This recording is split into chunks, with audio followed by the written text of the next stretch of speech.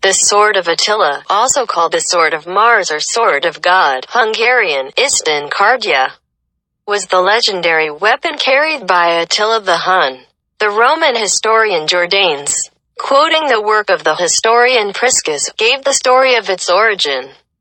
When a certain shepherd beheld one heifer of his flock limping and could find no cause for this wound, he anxiously followed the trail of blood and at length came to a sword it had unwittingly trampled. While nibbling the grass, he dug it up and took it straight to Attila. He rejoiced at this gift and, being ambitious, thought he had been appointed ruler of the whole world, and that through the sword of Mars supremacy in all wars was assured to him. 1.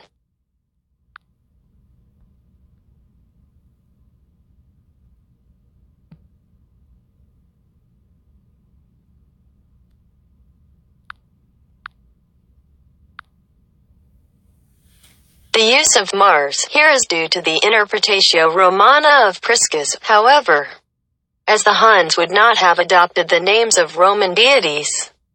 The more likely name used by the Huns would have been the more generic sword of the war god. Citation needed. Hungarian legends refer to it simply as Isten Kardja, the sword of God.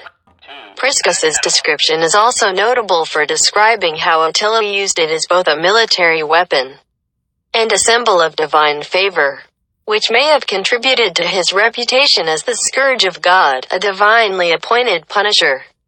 As historian Edward Gibbon elaborated, the vigor with which Attila wielded the sword of Mars convinced the world that it had been reserved alone for his invincible arm.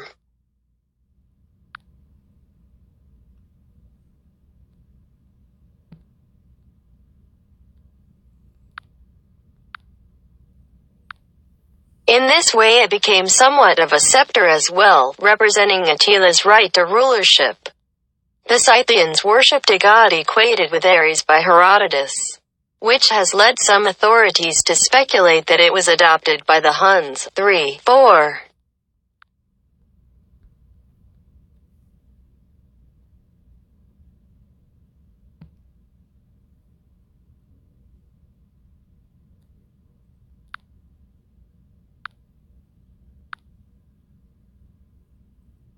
In the 11th century, some 500 years after the death of Attila, a sword allegedly belonging to him surfaced according to Lambert of Hersfeld, 5, who attributed its provenance to the recently established Arpad kings of Hungary, who in turn appropriated the cult of Attila and linked their claimed descent from him with the right to rule. 6. Johann Pastorius detailed the history of the sword as having been given by the Queen Mother, 7, of King Solomon of Hungary to Otho, Duke of Bavaria, who had urged the emperor to reinstate Solomon's possessions.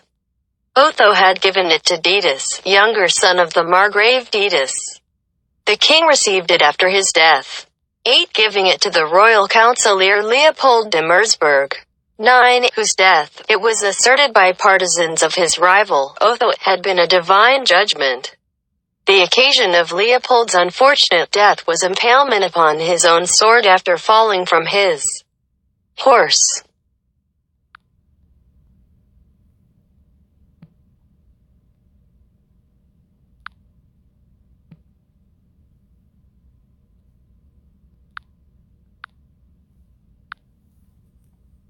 There is no evidence to substantiate these medieval claims of its origin with Attila.